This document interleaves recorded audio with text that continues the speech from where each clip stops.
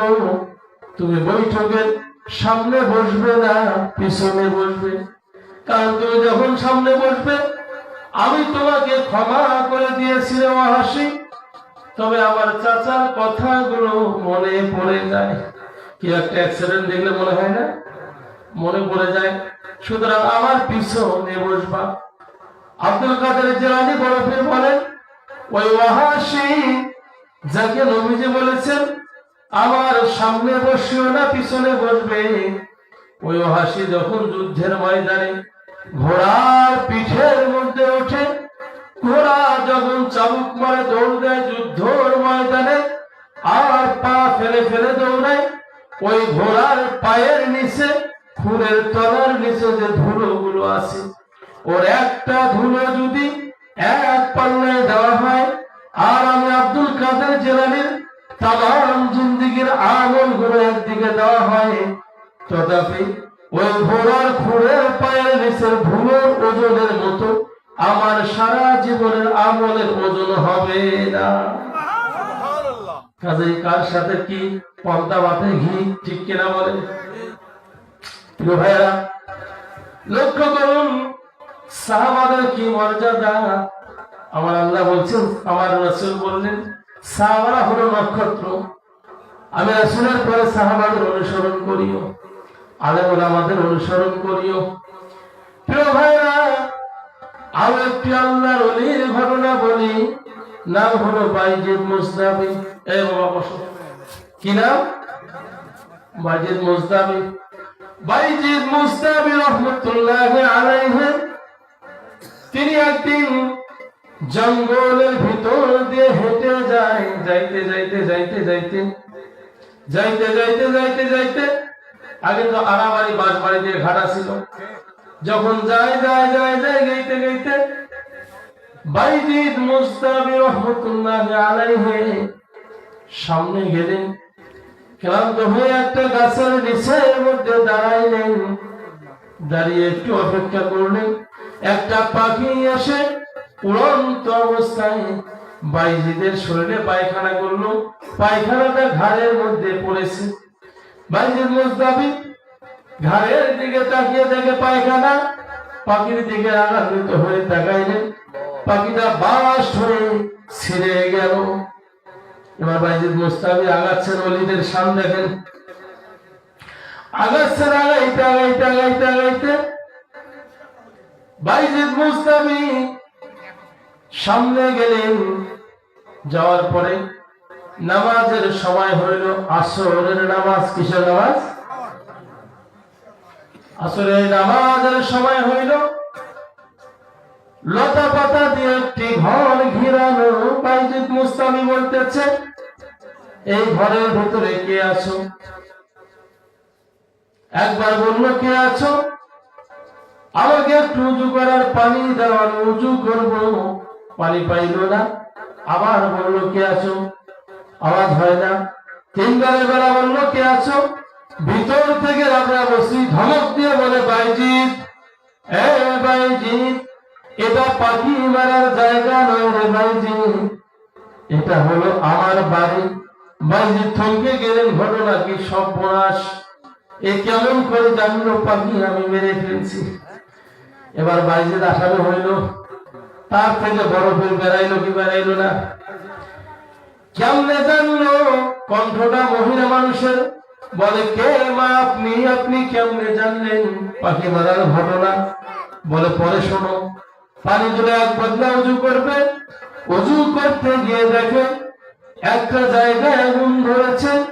এবার বাইজিদ মুস্তাবি রহমতুল্লাহ আলাইহি পানিটা ঢেল ঢেলে ভিতর থেকে মহিলা আওয়াজ দিয়ে বলল, বাইজিদ, লোকদেরকে যদি বাঁচাইবার অনুমতি থাকতো তোমার আগে আমি বাঁচিয়ে দিতাম।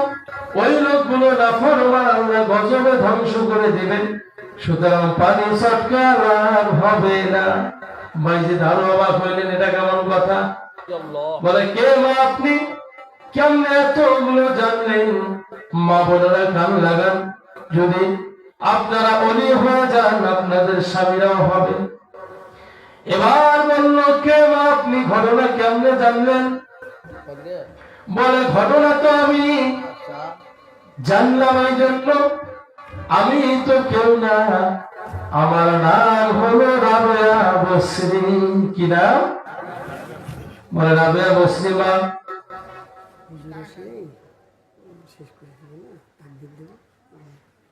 বলে রাবেয়া বসরি মা, কেমনে আপনি এটা জানলেন? বলে আমি জানলাম, আমি আমার স্বামীর খেদমত করে করে করে করে এত কামালিয়াত অর্জন করেছি। মা বোনেরা, সবচেয়ে বড় কামালিয়াত হলো স্বামীর খেদমত করা। আমি যে ঘটনাটি বললাম, এটা কোরআনেও নাই, হাদিসেও নাই। শুনতে মজা লাগলো, কিন্তু এর জন্য দায়ী আমি না, এটা একটা জীবনী। এটা কি? এটা মানা জরুরি নয়? জরুরি মানা হলো যে কথা আমি ছাড়ছি। সন্তান যখন জন্ম নেবে, বাবার দায়িত্ব হইল, মায়ের দায়িত্ব 2 বছর দুধ পান করাবে, আর বাপের দায়িত্ব হলো মায়ের ভরণ পোষণ দিবে, কাপড় চোপড় দিবে। মাঝে মাঝে মোবাইলে অফার আসে কি আসে না? যারা নেট চালায় জানে, অনেক সময় জিবি অফার দেয়, মিনিট অফার দেয়, স্পেশাল অফার দেয়। মায়ের জন্য স্পেশাল অফার হলো সন্তান যখন জন্মগ্রহণ করবে তখন থেকে শুরু করে, সন্তান যখন পেটে আসবে তখন থেকে শুরু করে বাবা মায়ের যত্ন নিবে, যাতে ওই সন্তানের মা কোনো সাইড থেকে কষ্ট না পায়, পুষ্টিহীনতায় না ভোগে। খাদ্য বাড়িয়ে দিতে হবে, খাবারের মানগুলো উন্নত করতে হবে, পোশাক নতুন নতুন পরাইতে হবে, যাতে মায়ের মনটা ভালো থাকে। এ হলো বাবার দায়িত্ব, কোনো সাইড দিয়ে কমতি দেওয়া যাবে না। এখন যখন বাবা এই দায়িত্ব পালন করা ভুলে গেলেন, মায়ের পেটে সন্তান আসলো, বাবায় গরু ধরি যায় পীরের বাড়ি। আসলে না এরকম? এরকম বলতে আসলে নাই? এটা কিন্তু অনেক ভালো, আলহামদুলিল্লাহ। যে জলসে আমরা আছি, আমাদের এই তরিকতের হুজুর অনেক ভালো, এরকমও আছে। প্রিয় ভাইরা, দেখবেন ওই স্ত্রীর খোঁজ খবর রাখে না, ডাংমারি করে। আল্লাহ বলছেন খাবার দিতে হবে, পুষ্টিকর ভালো খাবার। আর ওই বেচরা খাবার আনি দেয় কচু, ঘেঁসু, পটল, আলু। যখন ছাড়াটা হয় তখন কি ছাড়া জন্ম দিছিস বলে কি বলে না? এই দোষ তো মায়ের নয়, এই দোষ হলো পিতা। কারণ মায়ের দায়িত্ব দুধ পান করানো, পিতার দায়িত্ব হলো ভরণ পোষণ, দেখভাল। সম্পূর্ণ দায়িত্ব আল্লাহ দিয়েছেন পিতাকে। কাদের বলা হয়েছে? বিবাহের মজলিসে বসবে, নবী বলেছেন ও যুবক, তখন তুমি বিবাহে বসবে যুবক, যখন তোমার স্ত্রীকে ভরণ পোষণ দেওয়ার অ্যাবিলিটি থাকবে, তখন বিয়ের পিড়িতে বসবে। আর যখন স্ত্রীকে ভরণ পোষণ দেওয়ার কোনো অ্যাবিলিটি থাকবে না, ইনকাম করবে না, তখন তুমি রোজা থাকবে, তোমার জন্য বিবাহ হারাম। কত সুন্দর সমাধান না? এখন আমরা ডাক দেই, ওর বাপের কি আছে, ছেলের বাপের কি আছে দেখিনি, ছেলের কিন্তু দেখিনি, ছেলের কি আছে না ওটা দেখার টাইম। নবী বললেন ছেলেকে দেখতে হবে।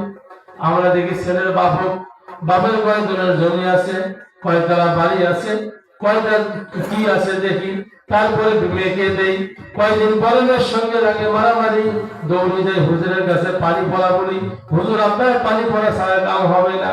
ওইখানে পানি পড়া 1 দিন 2 দিন কেন, পানি খাইতে খাইতে যদি পেট ফাটিয়ে মরিয়ে যায় তবুও পানি পড়া কাজ হবে, কারণ নবীর কথা মানলেন না। যেখানে নবীর কথা মানলেন না, নবীজির একটা কথা দুনিয়ার তামাম মানুষের সমস্ত কথা মিল করলে এক হবে। ওই যে বাইজিদ মুস্তাফি, ওই যে আব্দুল কাদের জিলানীর একটা আমল, জীবনের আমল নবীর সাহাবার পায়ে ধুলের মতো হয়নি, ঠিক কিনা বলেন?